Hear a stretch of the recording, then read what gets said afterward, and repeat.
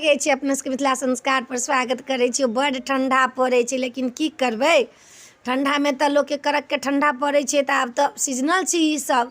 ठंडा छै तऽ ठंडा पड़बे करतै, गर्मी छै तऽ गर्मी पड़बे करतै। तऽ चतुर्दशी है 30 तारीख के, 30 जनवरी के रवि के दिन पड़ैया आ 30 जनवरी है चतुर्दशी पड़ैया, जे नरक निवारण चतुर्दशी कहै छियै चतुर्दशी। आ सरस्वती पूजा है 5 फरवरी के, आ सप्तमी है 7 फरवरी के। जो अनूना खाइ छी से सप्तमी है 7 फरवरी के। कते लोग भगवती के पातरो दै छन सप्तमी में। आ चतुर्दशी जे है से भरि दिन लोग उपास करैया आ रात में बैर के पारण क के सीम के तरकारी पकौड़ी कचरी सब लोग खाइया।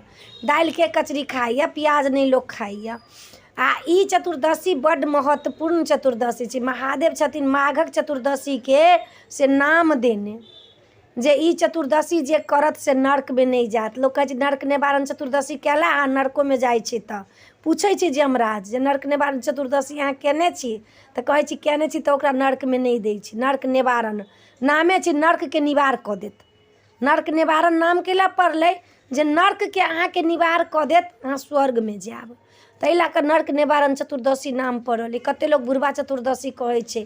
धियो पुता ई व्रत करै छै, सियानो सब ई व्रत करै छै। कते लोग निराहारे केलक आ रात में अपन बैर के पारण कऽ के तखन भोजन केलक।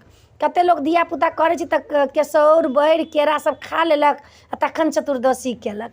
जहाँ जहाँ महादेव के मंदिर छै तहाँ तहाँ मेला लगै छै, जलढौरी कहै छै लोग।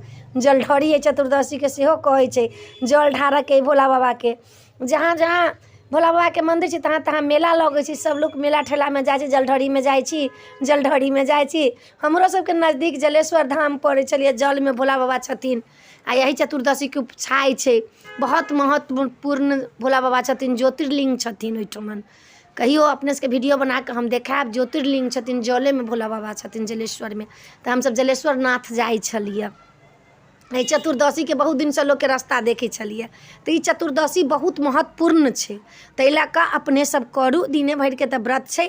मर्द मानुष पुरुष स्त्री सब करिए, बच्चा सब करिए ई चतुर्दशी। आ ई चतुर्दशी भोला बाबा के एकदम महत्वपूर्ण माघक चतुर्दशी छै। हुनका कहै छै जे करोड़ो गाय दान केला के चतुर्दशी करैया तऽ करोड़ो गाय दान केला के फल भेटैया, तिल दान केला के फल भेटैया। तऽ ताहि लऽ कऽ चतुर्दशी करू। आई वीडियो में इएह छला। अपने सबके नीक लागत ई वीडियो तऽ लाइक करब, शेयर करब, कहब नीक लागल कि नहीं नीक लागल। जय मिथिला, जय माता जी।